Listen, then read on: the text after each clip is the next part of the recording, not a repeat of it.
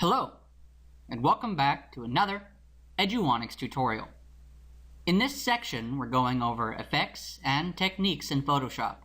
And in this video, we'll be combining several different techniques to make a vintage style haze effect. Up till now, we've pretty much been applying techniques that draw focus to our subject, whether by adjusting colors, adding textures, or blurring backgrounds. Now we're going to try a step in the opposite direction and intentionally reduce the quality and visibility of our image. If you've ever used a picture sharing application like Instagram, you might be familiar with the concept of photo filters. These filters act like presets, and some are applied to simulate sort of a vintage style, as if to make the photo seem physically aged, or like a photo taken with a more classic model of camera.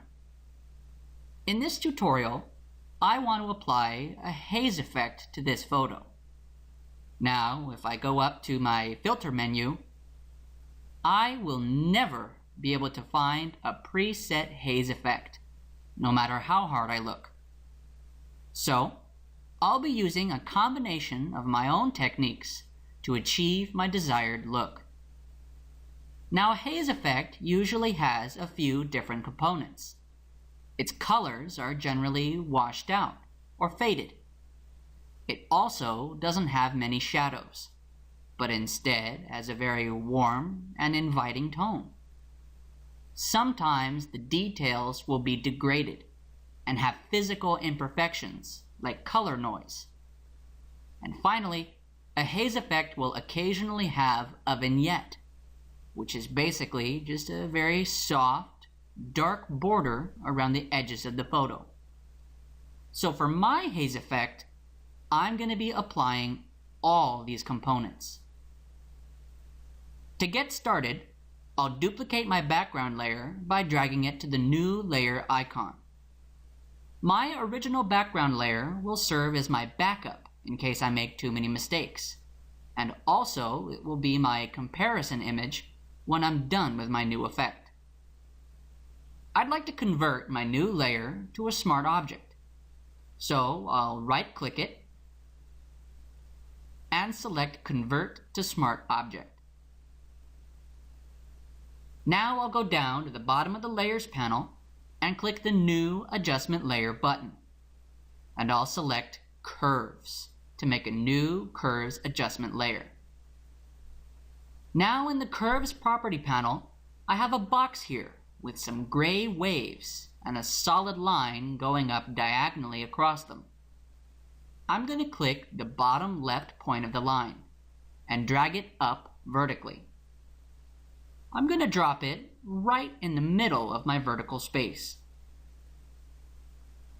What this has done is brighten up the shadows to give the photo a bit of a faded look. Now I'll go up in the histogram and click the button that says RGB. Then I'll select the red option. Now in the histogram, I have these light red waves. These represent the levels of red within the image. I'm going to go ahead and click right in the middle of the diagonal line and drag up and left a little bit.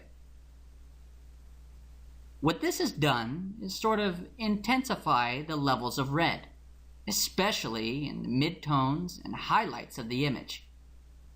I'll go back up and click the button that now says red. There are already plenty of greens in my image. I don't really need to be messing with them, so I'm going to go ahead and skip the green option, going straight to the blue option. Then I'll click in the middle of the line again, only this time I'm going to drag it down and to the right a bit. This is really working on the yellows of the image, and this, combined with the intensified reds, is resulting in a much warmer photo overall. So now I have the faded photo I wanted. Using the curves adjustment, I've brightened the shadows, washed out the colors, and warmed the photo a bit. Now I'd like to degrade this photo by adding some noise to its pixels. I'll hide my Properties panel and select my smart object. Then I'll go up to Filter, Noise, Add Noise. This brings up the Add Noise dialog box and shows a preview of the filter on the canvas. I'm going to go ahead and set the amount to 10%. Then, under Distribution, I'll select Gaussian. Then, I'll check the box next to Monochromatic. What this is doing is adding some pixel distortion without adding any sort of new colors. I'll click OK to apply my noise filter. Now I have a faded photo with some physical damage. Very cool. I'm going to take this a few steps further and add a vignette to the photo. This will darken the edges of the photo and give it a bit more depth since I've faded it out so much. I'll select my curves layer, then go down in the Layers panel and click the New Layer Effect button. Then I'll pick Gradient Overlay. So now the Layer Style dialog box has popped up, and here I have my Gradient Overlay options. I'm going to go over these options one by one to create my vignette. First, I'll choose the Blend mode and switch it from Normal to Overlay. This blends my gradient with my image nicely, but it's still a bit too strong. So I'll tone it down. I'll go over to Opacity and change it to 60%. The goal is to just darken the outer edges of the photo. So I'll go here in Style and switch it from Linear to Radial. This makes my gradient operate like a soft circle. But currently, it's darkening the middle and brightening the outer edges. So I'll just click Reverse to switch it. That looks better, but the middle of the gradient is a little too bright. So I'll click my gradient thumbnail to customize the gradient colors. Now I'll click this arrow tab on the top right of my gradient slider to select the opacity of my white color. It's currently set to 100% opacity. So I'll go ahead and bring it all the way down to 0% opacity. Then I'll double click the arrow tab on the bottom right to bring up the color picker. And I'll change this color from white to black. I'll click OK. Then I'll go up and click OK again to accept my new gradient colors. The vignette is almost done. I just want to make it a little bit bigger. So I'll go down to Scale and increase that all the way up to 150%. That's an improvement, but still not quite as big as I wanted.